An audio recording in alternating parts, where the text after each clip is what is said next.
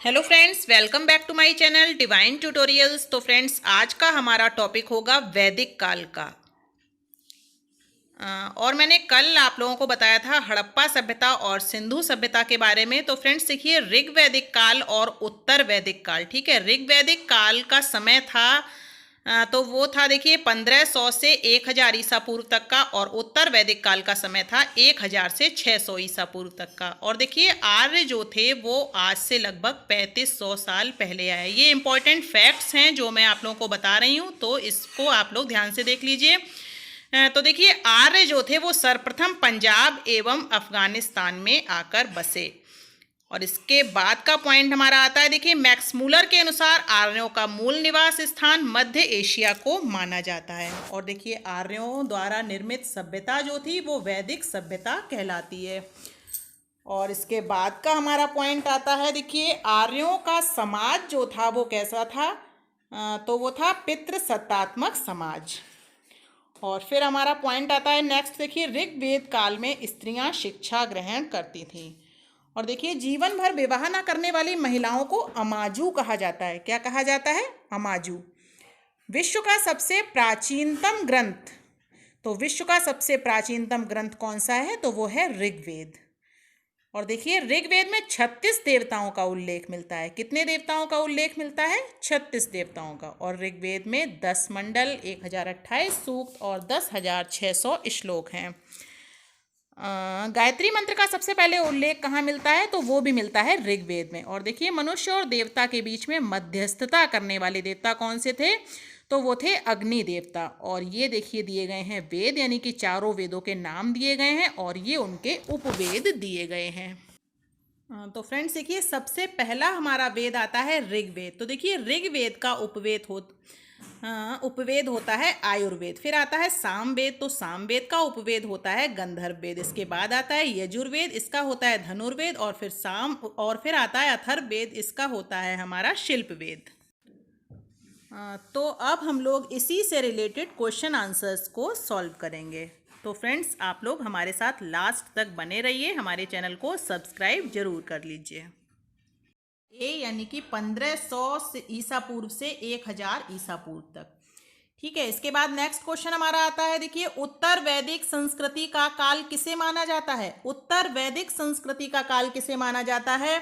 तो इसमें हमारा ऑप्शन नंबर बी बिल्कुल सही हो जाता है, 1000 ईसा पूर्व से 600 ईसा पूर्व तक। ये सब मैं आप लोगों को लास्ट में, यानी कि वन लाइनर जो मैंने आप लोगों को नोट्स दिया था उसमें मैंने आप सभी को ये सब बता चुकी हूँ, ठीक है। इसके बाद हमारा आता है थर्ड क्वेश्चन। तो थर्ड क्वेश्चन दिया गया है, आर्य शब्द का शाब्दिक अर्थ है। तो देखिए, ऑप्शन आपके सामने है स्क्रीन पर। आर्य शब्द का शाब्दिक अर्थ है, तो इसमें हमारा सही ऑप्शन हो जाता है बी वाला, यानी कि श्रेष्ठ या कुलीन। आर्य शब्द का शाब्दिक अर्थ है श्रेष्ठ या कुलीन। प्रारंभिक आर्यों के बारे में निम्न कथनों में से कौन सा सही नहीं है? तो इसमें हमारा ऑप्शन सही हो जाता है लास्ट वाला, डी वाला, यानी कि वे मुख्यतः नगरों में निवास करते थे। प्रारंभिक आर्यों के बारे में, यानी कि ये वाला कथन बिल्कुल भी सत्य नहीं है कि वे मुख्यतः नगरों में निवास करते थे। इसके बाद हमारा क्वेश्चन नंबर 5 आता है, इनमें से किस फसल का ज्ञान वैदिक काल के लोगों को नहीं था? तो फ्रेंड्स, जौ का ज्ञान था, गेहूं का भी ज्ञान था, चावल का ज्ञान था, तंबाकू का ज्ञान बिल्कुल भी नहीं था। तो देखिए, वैदिक काल के लोगों का तंबाकू का ज्ञान बिल्कुल भी नहीं था। इसके बाद हमारा 6th क्वेश्चन आता है, उत्तर वैदिक काल के वेद विरोधी और ब्राह्मण विरोधी धार्मिक अध्यापकों को किस नाम से जाना जाता है? तो इसमें हमारा ऑप्शन नंबर बी सही हो जाता है, यानी कि श्रमण, ठीक है। श्रमण के नाम से जाना जाता है। इसके बाद 7th क्वेश्चन है, वैदिक गणित का महत्वपूर्ण अंग है। तो देखिए, वैदिक गणित का महत्वपूर्ण अंग है Shulba Sutra. Option number C is right, ठीक है। शुल्ब सूत्र जो है वो वैदिक गणित का महत्वपूर्ण अंग है। इसके बाद क्वेश्चन नंबर 8 आता है, किस वेद में प्राचीन वैदिक युग की संस्कृति के बारे में सूचना दी गई है? तो इसमें हमारा ऑप्शन नंबर सही हो जाता है ए, यानी कि ऋग्वेद, ठीक है। ऋग्वेद में वैदिक युग की संस्कृति के बारे में सूचना दी गई है। इसके बाद क्वेश्चन नंबर 9 आता है, निम्नलिखित में से उत्तर वैदिक काल में लिखे गए ग्रंथों का सही क्रम कौन सा है? तो इसमें हमारा ऑप्शन नंबर ए बिल्कुल सही है, यानी कि वेद, ब्राह्मण, आरण्यक और उपनिषद, ये क्रम बिल्कुल सही है, ठीक है, उत्तर वैदिक काल में। अब देखिए, वेदों की संख्या कितनी है? ये तो शायद सबको ही पता होगा कि वेदों की संख्या कितनी होती है। तो वेदों की संख्या होती है 4, ठीक है। ऋग्वेद, यजुर्वेद, अथर्ववेद और सामवेद। अब देखिए कौन से 3 वेद संयुक्त रूप से त्रयी या फिर वेद त्रयी कहलाते हैं। तो फ्रेंड्स बताइए इनमें से कौन से 3 वेद जो हैं त्रयी या वेद त्रयी कहलाते हैं। तो इसमें ऑप्शन नंबर ए हमारा सही हो जाता है, यानी कि ऋग्वेद, यजुर्वेद और सामवेद। ठीक है, इसके बाद आता है क्वेश्चन नंबर 12। तो ये हमारा दिया गया है, देखिए भारत के राज चिन्ह में प्रयुक्त होने वाले शब्द सत्यमेव जयते किस उपनिषद से लिया गया है। तो फ्रेंड्स ये लिया गया है मुंडको उपनिषद से, यानी कि मुंडको उपनिषद से लिया गया है सत्यमेव जयते। इसके बाद अगला क्वेश्चन है, देखिए ऋग्वैदिक आर्यों का मुख्य व्यवसाय क्या था। तो ऋग्वैदिक आर्यों का मुख्य व्यवसाय था पशुपालन। इसके बाद नेक्स्ट क्वेश्चन आता है, भारतीय संगीत का आदि ग्रंथ कहा जाता है। तो भारतीय संगीत का आदि ग्रंथ कहा जाता है सामवेद को। ठीक है, भारतीय संगीत का जनक भी इसको कहा जाता है और भारतीय संगीत का आदि ग्रंथ भी इसी को कहा जाता है। इसके बाद नेक्स्ट क्वेश्चन आता है हमारा, देखिए प्रथम विधि निर्माता कौन है। तो प्रथम विधि निर्माता है हमारे मनु। इसके बाद अगला क्वेश्चन आता है, क्वेश्चन नंबर 16 है ये, तो देखिए ध्यान से इसको, कृष्ण भक्ति का प्रथम और प्रधान ग्रंथ है। तो फ्रेंड्स इसमें हमारा ऑप्शन नंबर बी बिल्कुल सही हो जाता है, यानी कि श्रीमद् भागवत गीता कृष्ण भक्ति का प्रथम और प्रधान ग्रंथ है। इसके बाद हमारा क्वेश्चन नंबर 17 आता है, देखिए ऋग्वेद में संपत्ति का प्रमुख रूप क्या है। तो ऋग्वेद में संपत्ति का प्रमुख रूप है गोधन। क्या होता है, गोधन। इसके बाद नेक्स्ट क्वेश्चन आता है, ऋग्वेद के किस मंडल में शूद्र का उल्लेख पहली बार मिलता है। तो ऋग्वेद के 10वें मंडल में शूद्र का उल्लेख पहली बार मिलता है। Option number D is right. Question number 19 आता है, देखिए पुराणों की संख्या कितनी है। तो पुराणों की संख्या 18 होती है, ये तो शायद सबको ही पता होगा कि पुराणों की संख्या 18 होती है। फिर नेक्स्ट क्वेश्चन आता है, देखिए वैदिक धर्म का मुख्य लक्षण इनमें से किसकी उपासना करना था। तो फ्रेंड्स वैदिक धर्म का मुख्य लक्षण जो था वो किसकी उपासना करना था, प्रकृति की, यानी कि option number A is right. ठीक है, इसके बाद क्वेश्चन नंबर 21 आता है, किस देवता के लिए ऋग्वेद में पुरंदर शब्द का प्रयोग हुआ है। तो देखिए इंद्र के लिए जो है वो पुरंदर शब्द का प्रयोग हुआ है। अब फिर से देखिए क्वेश्चन आया है शुल्व सूत्र को लेकर के। तो शुल्व सूत्र किस विषय से संबंधित पुस्तक है। तो शुल्व सूत्र जो है वो ये हमारी संबंधित है ज्यामिति से। इसके बाद नेक्स्ट क्वेश्चन आता है, असतो माँ सदगमय तमसो माँ ज्योतिर्गमय मृत्योर माँ अमृतम गमय कहाँ से लिया गया है। तो फ्रेंड्स ये लिया गया है उपनिषद से। इसके बाद नेक्स्ट क्वेश्चन नंबर 24 आता है, आर्य भारत में क्योंकि आर्य जो थे भारत में बाहर से आए और सर्वप्रथम बसे थे कहाँ पर।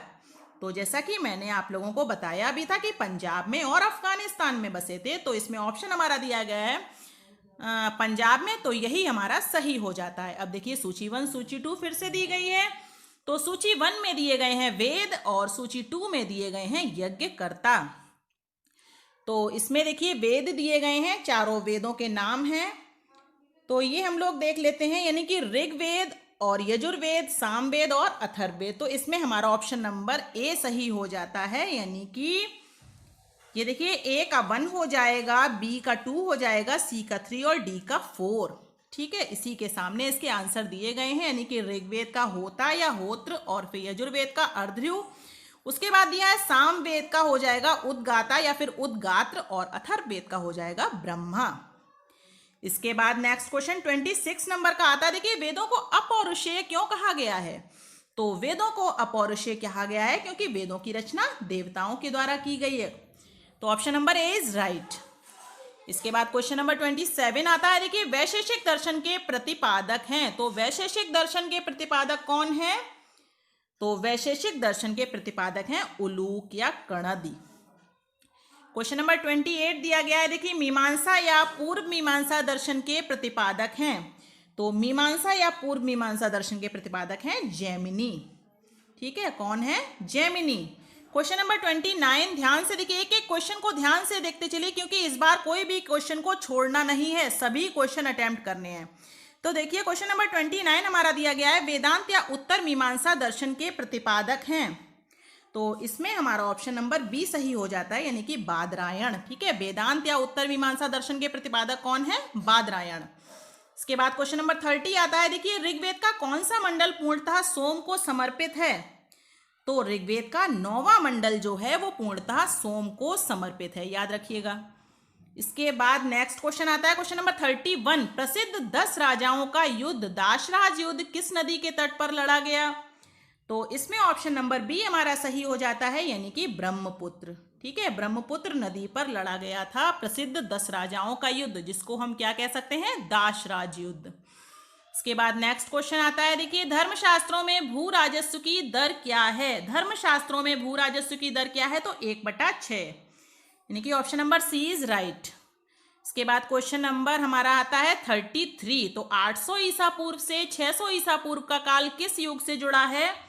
तो इसमें हमारा ऑप्शन नंबर ए सही हो जाता है, यानी कि ब्राह्मण युग से। ठीक है, 800 ईसा पूर्व से 600 ईसा पूर्व का काल किस युग से जुड़ा है? तो वो जुड़ा है ब्राह्मण युग से। इसके बाद चलते हैं हम लोग क्वेश्चन नंबर 34 पर। तो देखिए, किस काल में अछूत की अवधारणा स्पष्ट रूप से उदित हुई थी? तो इसमें हमारा ऑप्शन नंबर डी सही हो जाता है, यानी कि धर्मशास्त्र के काल में। ठीक है, धर्मशास्त्र के काल में अछूत की अवधारणा स्पष्ट रूप से उदित हुई थी। Question number 35। तो देखिए, एशिया माइनर स्थित बोगाज-कोई का महत्व इसलिए है क्योंकि, तो इसमें भी हमारा ऑप्शन नंबर ए सही हो जाता है, यानी कि वहां पर जो अभिलेख प्राप्त हुए हैं उनमें चार वैदिक देवताओं इंद्र, वरुण, मित्र, नासत्य का उल्लेख मिलता है। ठीक है, क्योंकि एशिया माइनर स्थिति जो बोगाज-कोई का महत्व है, उसमें क्या क्या अभिलेख मिलता है? उसमें अभिलेख मिलता है 4 वैदिक देवताओं का, यानी कि इंद्र, वरुण, मित्र और नासत्य। इसके बाद क्वेश्चन आता है 36 नंबर का। तो इसको ध्यान से हम लोग देख लेते हैं। गायत्री मंत्र किस पुस्तक से मिलता है? तो फ्रेंड्स देखिए, गायत्री मंत्र का सबसे पहले उल्लेख हुआ है ऋग्वेद में। इसके बाद हमारा क्वेश्चन आता है, देखिए न्याय दर्शन को प्रचारित किया था। तो न्याय दर्शन को प्रचारित किया था गौतम ने। Option number B is right. Question number 38 पर चलते हैं। तो देखते हैं इसमें क्या दिया गया है। प्राचीन भारत में निष्क से जाने जाते थे। तो फ्रेंड्स, निष्क जो थे वो स्वर्ण आभूषण से जाने जाते हैं। तो इसमें हमारा ऑप्शन नंबर ए बिल्कुल सही हो जाता है। तो अब चलते हैं नेक्स्ट क्वेश्चन की तरफ। तो देखते हैं क्या दिया गया है। इसमें योग दर्शन के प्रतिपादक हैं। तो फ्रेंड्स, योग दर्शन के प्रतिपादक कौन हैं? योग दर्शन के प्रतिपादक हैं पतंजलि। Question number 40। तो इसमें दिया गया है उपनिषद पुस्तकें हैं। तो उपनिषद जो पुस्तकें हैं वो किस पर आधारित हैं? वो हैं दर्शन पर आधारित। अब आता है हमारा क्वेश्चन नंबर 41। इसमें भी देखिए दी गई है सूची 1, सूची 2। इसको हमको क्या करना है? सुमेलित करना है। इसमें भी देखिए चारों वेद दिए गए हैं और इसमें हमको ये बताना है कि कौन सा वेद किससे संबंधित है। तो देखिए, ऋग्वेद जो है वो किससे संबंधित है? ऋग्वेद संबंधित है स्रोत एवं प्रार्थनाओं से। फिर हमारा दिया गया है यजुर्वेद। तो यजुर्वेद, और उसके बाद दिया है सामवेद। सामवेद में तो हम लोगों सामवेद जो है वो क्या है? सामवेद को भारतीय संगीत का जनक कहा जाता है। तो इसमें हो जाएगा संगीतमय स्रोत। इसके बाद दिया है अथर्ववेद। तो अथर्ववेद में होता है जादू टोना। तो इसमें हमारा ये हो जाएगा तंत्र मंत्र एवं वशीकरण। अब ये हमारा बचा यजुर्वेद। तो इसका हो जाएगा स्रोत एवं कर्मकांड। तो इसलिए इसमें हमारा ऑप्शन नंबर कौन सा सही हो जाता है? ए वाला। ठीक है, क्वेश्चन नंबर 42 पर चलते हैं। तो क्वेश्चन नंबर 42 में दिया गया है आरंभिक वैदिक साहित्य में सर्वाधिक वर्णित नदी है। तो सर्वाधिक वर्णित नदी है सिंधु नदी।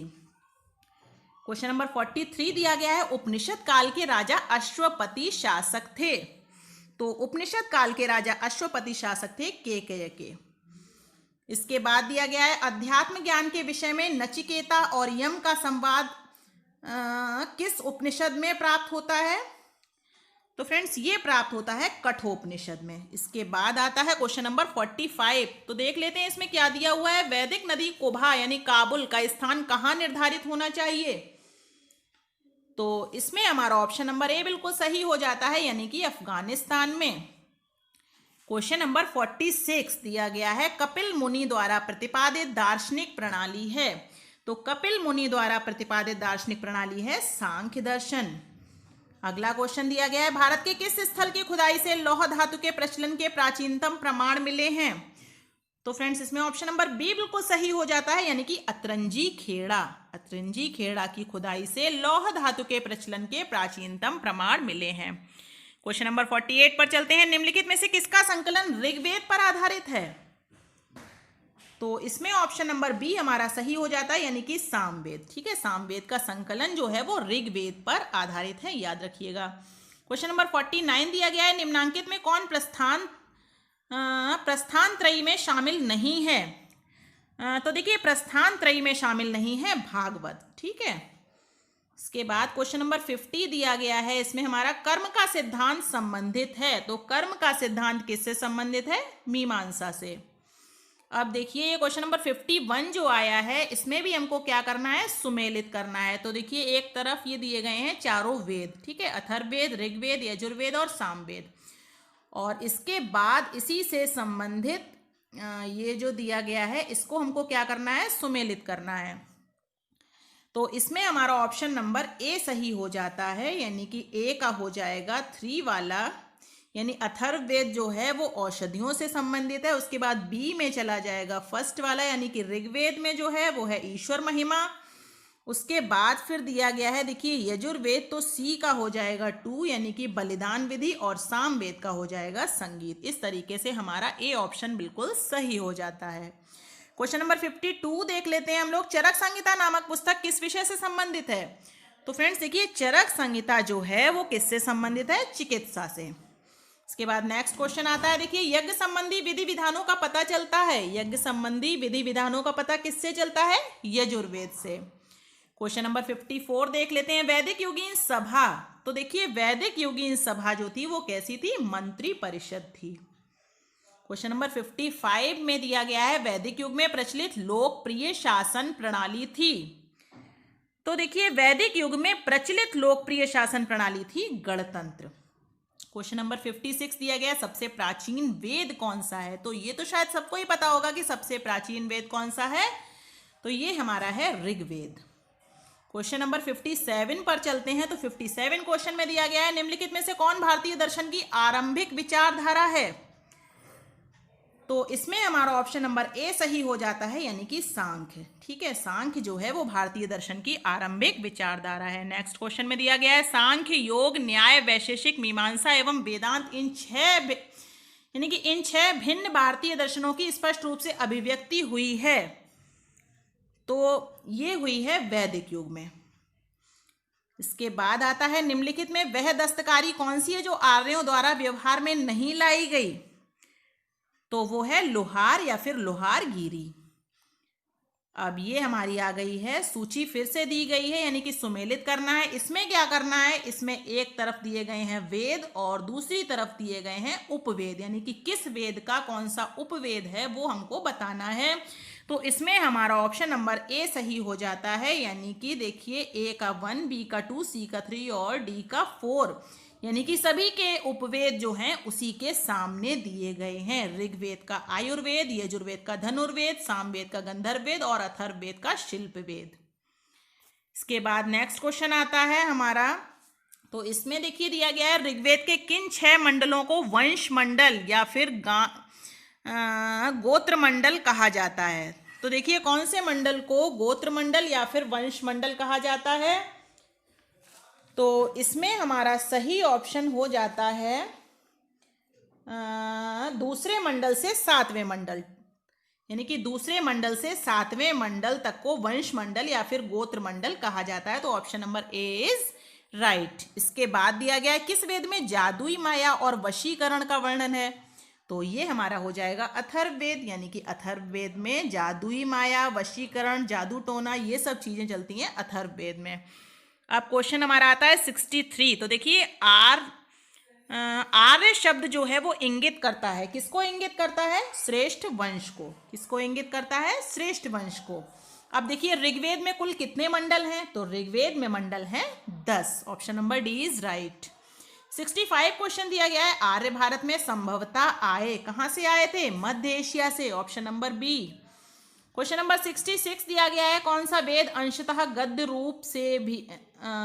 रूप में भी रचित है? तो वो है यजुर्वेद। यजुर्वेद जो है वो दोनों में ही लिखा गया है, यानी कि गद्य और पद्य दोनों में लिखा गया है। इसके बाद आता है हमारा क्वेश्चन, सभा और समिति प्रजापति की 2 पुत्रियां थीं का उल्लेख किस वेद में मिलता है? यानी कि सभा और समिति जो थी वो किसकी दो पुत्रियां थी? प्रजापति की। ये उल्लेख किस विधि में, यानी कि ये उल्लेख जो है वो किस वेद में मिलता है? तो ये मिलता है हमारा, ये ऑप्शन नंबर हो जाता है डी वाला, यानी कि अथर्ववेद में। ठीक है। क्वेश्चन नंबर 68 दिया गया है। देखिए, ऋग्वैदिक युग की प्राचीनतम संस्था कौन सी थी? तो ऋग्वैदिक युग की प्राचीनतम संस्था थी विदत। क्वेश्चन नंबर 69 दिया गया है। ब्राह्मण ग्रंथों में सर्वाधिक प्राचीन कौन सा है? तो ब्राह्मण ग्रंथों में सर्वाधिक प्राचीन है शतपथ ब्राह्मण। क्वेश्चन नंबर 70 दिया गया है। गोत्र व्यवस्था प्रचलन में कब आई? तो गोत्र व्यवस्था प्रचलन में आई उत्तर वैदिक काल में। ठीक है, ध्यान से एक एक क्वेश्चन को सुनते चलिए। उनके ऑप्शंस आपके सामने स्क्रीन पर दिए गए हैं और मैं आपको सही ऑप्शन इनमें से बता रही हूँ, वो आप लोग देखते चलिए।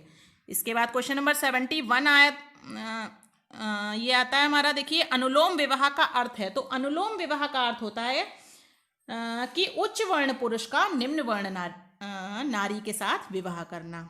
तो ये अनुलोम विवाह होता है।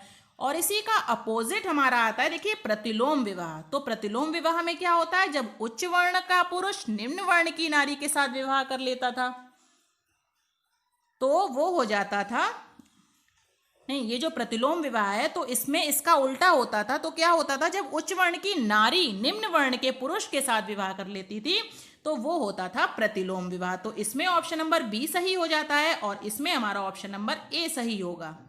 ठीक है। इसके बाद हमारा अगला क्वेश्चन आता है। देखिए, वैदिक युग में यव कहा जाता था। किसको कहा जाता था यव? तो यव कहा जाता था जौ को। अगला क्वेश्चन दिया गया है, इसमें देख लेते हैं क्या दिया गया है। व्रीहि शब्द किसके लिए प्रयुक्त हुआ है? तो व्रीहि शब्द प्रयोग हुआ है चावल के लिए। नेक्स्ट क्वेश्चन आता है हमारा। देखिए, अथर्व का अर्थ है। तो अथर्व का क्या अर्थ होता है? अथर्व का अर्थ होता है पवित्र जादू। अब देखिए फिर से ये हमारी आ गई सूची, यानी कि सुमेलित करने के लिए शिक्षा, कल्पसूत्र, निरुक्त, छंद। इसमें हमारा ऑप्शन नंबर ए सही हो जाता है, यानी कि उसके आंसर उसी के सामने दिए गए हैं। शिक्षा ध्वनि शास्त्र, कल्पसूत्र कर्मकांड, निरुक्त शब्द व्युत्पत्ति शास्त्र और छंद का है छंद शास्त्र। इसके बाद क्वेश्चन नंबर 77 दिया गया है। देखिए, प्राचीनतम व्याकरण अष्टाध्यायी के रचनाकार हैं। तो अष्टाध्यायी के रचनाकार कौन है? अष्टाध्यायी के रचनाकार हैं पाणिनि। ठीक है। नेक्स्ट क्वेश्चन दिया गया है। निम्न में से कौन सी स्मृति प्राचीनतम है? तो कौन सी स्मृति प्राचीनतम है? तो वो हो जाएगी मनु स्मृति। क्वेश्चन नंबर 79 दिया गया है। देखिए, आदि काव्य की संज्ञा किसे दी जाती है? तो आदि काव्य की संज्ञा दी जाती है रामायण को। क्वेश्चन नंबर 80 में दिया गया है प्राचीनतम पुराण है, यानी कि सबसे पुराना पुराण जो है वो कौन सा है? तो वो है मत्स्य पुराण। अब आते हैं अगले क्वेश्चन की तरफ। तो ऋग्वेद में सबसे पवित्र नदी किसे माना गया है? तो ऋग्वेद में सबसे पवित्र नदी माना गया है सरस्वती को। क्वेश्चन नंबर 82 दिया गया है। वैदिक समाज की आधारभूत इकाई थी। तो वैदिक समाज की आधारभूत इकाई थी कुल या कुटुंब।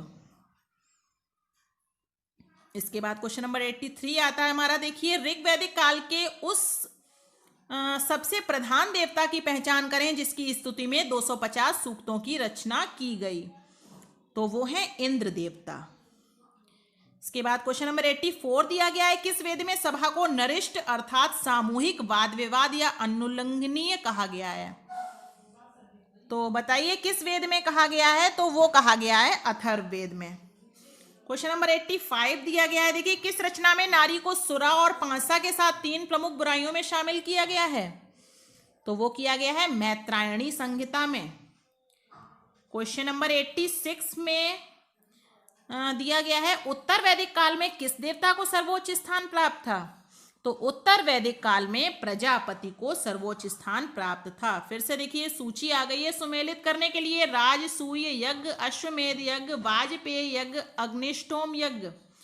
तो इसमें भी हमारा ऑप्शन नंबर ए सही हो जाता है, यानी कि ऑप्शन ये जो दिया गया है सूची सुमेलित करने के लिए, इसी के सामने इसके आंसर दिए गए हैं। तो देख लेते हैं हम लोग क्या दिया गया है। राजसूय यज्ञ राजा के सिंहासनारोहण से संबंधित यज्ञ है। उसके बाद दिया है अश्वमेध यज्ञ, तो इसके सामने दिया है ये जो दिया गया है, राजनैतिक शक्ति बढ़ाने हेतु किया जाने वाला यज्ञ वाजपेयी यज्ञ में दिया है। शौर्य प्रदर्शन व प्रजा के मनोरंजनार्थ किया जाने वाला यज्ञ अग्निष्टोम यज्ञ में दिया गया है। देवताओं को प्रसन्न करने हेतु अग्नि को पशु बलि दिया जाने वाला यज्ञ।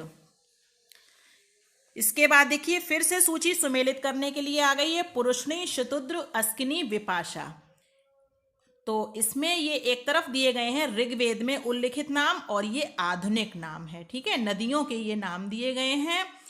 तो इसमें हमारा ऑप्शन नंबर ए बिल्कुल सही है, यानी कि उसी के सामने उसका आंसर लिखा हुआ है। तो देखिए ये जो नदी है, इस नदी का नाम दिया गया है पुरुषनी और इसका आधुनिक नाम हो गया है रावी नदी। इसके बाद दिया है शतुद्री, तो शतुद्री का आधुनिक नाम हो गया है सतलज। फिर दिया है अस्किनी, अस्किनी का आधुनिक नाम हो गया है चिनाब और विपाशा का व्यास नदी आधुनिक नाम हो गया है। अब देखिए संस्कारों की कुल संख्या कितनी है, तो संस्कार तो 16 होते हैं, ये तो शायद सभी को पता होगा कि संस्कारों की कुल संख्या कितनी होती है, 16। इसके बाद क्वेश्चन आता है सुमेलित करने के लिए, देखिए ब्रह्म विवाह, दैव विवाह, आर्ष विवाह और प्रजापत्य विवाह। तो इसमें भी हमारा ऑप्शन नंबर ए सही हो जाता है, यानी कि ब्रह्म विवाह जो होता था वो कैसे होता था, समान वर्ण या जाति का विवाह। दैव विवाह होता था पुरोहित का पारिश्रमिक में मिले कन्या के साथ विवाह। फिर आता है आर्ष विवाह, तो आर्ष विवाह कैसा होता था, कन्या मूल्य के रूप में एक जोड़ी गाय व बैल चुकाकर किया गया विवाह। और फिर आता है प्रजापत्य विवाह, तो फ्रेंड्स देखिए प्रजापत्य विवाह जो था वो बिना दहेज का विवाह। इस तरीके से ये सूची हमारी सुमेलित हो जाती है। इसके बाद क्वेश्चन नंबर 92 आता है, तो देख लेते हैं इसमें क्या दिया गया है। 3 ऋण में शामिल नहीं है, तो 3 ऋण में शामिल नहीं है मातृ ऋण, यानी कि देव ऋण, पितृ ऋण और ऋषि ऋण, ये तीनों ऋण होते हैं। लेकिन इन तीनों ऋण में शामिल कौन सा नहीं है, तो इन तीनों ऋण में शामिल नहीं है मातृ ऋण। इसके बाद हमारा क्वेश्चन आता है, देखिए ऋग्वैदिक काल से संबंधित मृद भांड संस्कृति है, तो इसमें हमारा ऑप्शन ए सही हो जाता है, यानी कि गेरुवर्णी मृदभांड संस्कृति। फिर देखिए उत्तर वैदिक काल से संबंधित मृदभांड संस्कृति है, तो इसमें हमारा ऑप्शन बी सही हो जाता है, यानी कि चित्रित धूसर मृदभांड संस्कृति। फिर देखिए हरियाणा प्रांत में चित्रित धूसर मृदभांड स्थल किस स्थान पर हाल में किए गए उत्खननों से प्रकाश में आया है, तो इसमें हमारा ऑप्शन सही हो जाता है बी, यानी कि भगवानपुर। इसके बाद देखिए दिया गया है प्राचीनतम विवाह संस्कार का वर्णन करने वाला विवाह सूक्त किसमें पाया जाता है, तो वो पाया जाता है ऋग्वेद में। इसके बाद आता है ऋग्वेद में अघन्य शब्द का प्रयोग किसके लिए किया गया है, तो ऋग्वेद में अघन्य शब्द का प्रयोग किया गया है गाय के लिए। इसके बाद हमारा क्वेश्चन आता है, देखिए ऋत स्थापित करने के कारण किस वैदिक देवता को ऋतस्य गोप कहा गया है, तो ये कहा गया है वरुण देवता को। इसके बाद नेक्स्ट क्वेश्चन हमारा आता है, निम्नलिखित में से कौन मूलतः जल या समुद्र का देवता था, तो वो थे वरुण देवता, ठीक है, जल या समुद्र का देवता भी वरुण देवता को ही कहा जाता है। क्वेश्चन नंबर अब आता है 101, तो देख लेते हैं इसमें क्या दिया गया है। 3 क्रमों में तीनों लोक को माप लेने के लिए किसे उपक्रम कहा गया है, तो वो कहा गया है विष्णु को। इसके बाद देखिए फिर से आ गई है सूची सुमेलित करने के लिए, पूषण, रुद्र, धौस, धौ, अदिति। इसमें हमारा ऑप्शन नंबर ए सही हो जाता है, यानी कि उसी के सामने उसके राइट आंसर्स दिए गए हैं। पूषण विवाह का देवता, रुद्र पशुओं का देवता, धौस जगत के देवता, अदिति देवों की महान माता। इसके बाद देखिए दिया गया है मनुस्मृति मुख्यतः संबंधित है, किससे संबंधित है मनुस्मृति, तो वो है समाज व्यवस्था से। इसके बाद दिया गया है गायत्री मंत्र की रचना किसने की थी, तो गायत्री मंत्र की रचना की थी विश्वामित्र ने। अब देखिए अवेस्ता और ऋग्वेद में समानता है, अवेस्ता किस क्षेत्र से संबंधित है, तो अवेस्ता संबंधित है ईरान से। इसके बाद देखिए दिया गया है निम्नलिखित में से कौन सी एक ऋग्वैदिक कार्यों की लाक्षणिक विशेषता नहीं है, तो option number B is right, यानी कि वे लोहे के उपयोग से परिचित थे। ऋग्वैदिक कार्यों की लाक्षणिक विशेषता नहीं है, तो वे लोहे के उपयोग से परिचित थे, क्योंकि ऋग्वैदिक काल में यानी कि लोहे का उपयोग बिल्कुल भी नहीं होता था और लोहे के उपयोग से वो लोग परिचित नहीं थे।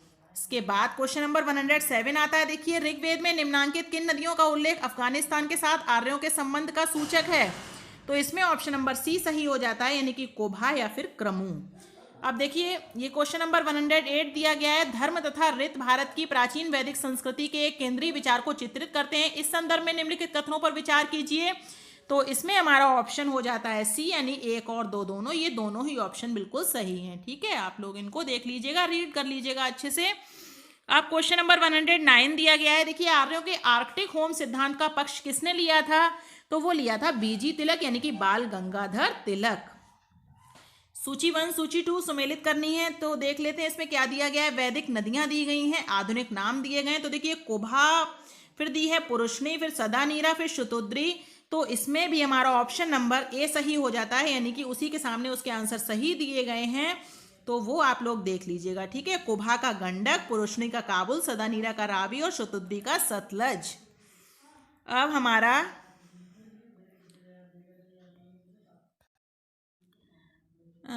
तो ये जो क्वेश्चन हमारा दिया गया है 110 12, तो इसमें ये जो दिया गया है सूची 1 सूची 2, ठीक है, वैदिक नदियां आधुनिक नाम। तो इसमें हमारा ऑप्शन नंबर बी सही हो जाता है, यानी कि ए का हो जाएगा 2 वाला, यानी कि कुभा जो है वो कौन सी नदी है? कुभा है हमारी काबुल नदी। फिर बी का हो जाएगा 3 वाला, यानी कि पुरुषनी जो है वो है हमारी रावी नदी। और डी का हो जाएगा 4 वाला, यानी कि सतलज नदी। और इसके बाद बचती है हमारी सी वाली, यानी कि ये जो नदी दी गई है सदा नीरा, ये हो जाएगी गंडक नदी। तो ऑप्शन नंबर बी हमारा बिल्कुल सही हो जाता है। इसके बाद क्वेश्चन नंबर 101 देखिए, ऋग्वेद में कितने सूक्त हैं? तो 1028 सूक्त हैं। उसके बाद दिया गया है पूर्व वैदिक आर्यों का धर्म मुख्यतः। तो देखिए पूर्व वैदिक आर्यों का धर्म मुख्यतः कैसा था? सी ऑप्शन सही हो जाता है, यानी कि प्रकृति पूजा और यज्ञ। क्वेश्चन नंबर 113 दिया गया है, निम्नलिखित में से किसे भारतीय परमाणुवाद का जनक कहा जाता है? तो वो कहा जाता है महर्षि कणाद को। और उसके बाद क्वेश्चन नंबर 114, यानी कि लास्ट क्वेश्चन है ये आज का हमारा, तो देख लेते हैं इसको बहुत ध्यान से। तो इसमें हमारा दिया गया है, देखिए शतपथ ब्राह्मण से संबंधित राजा विदेद माधव से संबंधित ऋषि थे। तो इसमें हमारा सही ऑप्शन हो जाता है ऋषि गौतम रहुगढ़। तो फ्रेंड्स ये थे आज के हमारे 114 क्वेश्चंस, बहुत ही इंपॉर्टेंट थे। आप लोग वीडियो को लास्ट तक जरूर देखिएगा, बीच से स्किप नहीं कीजिएगा। और अगर आपको हमारी वीडियो थोड़ी सी भी पसंद आए तो इसको लाइक जरूर कीजिए, चैनल को सब्सक्राइब करके पास में लगे बेल आइकन को जरूर प्रेस कर लीजिए, जिससे आपके पास सभी वीडियोज़ के नोटिफिकेशन समय से मिलते रहें। Thank you.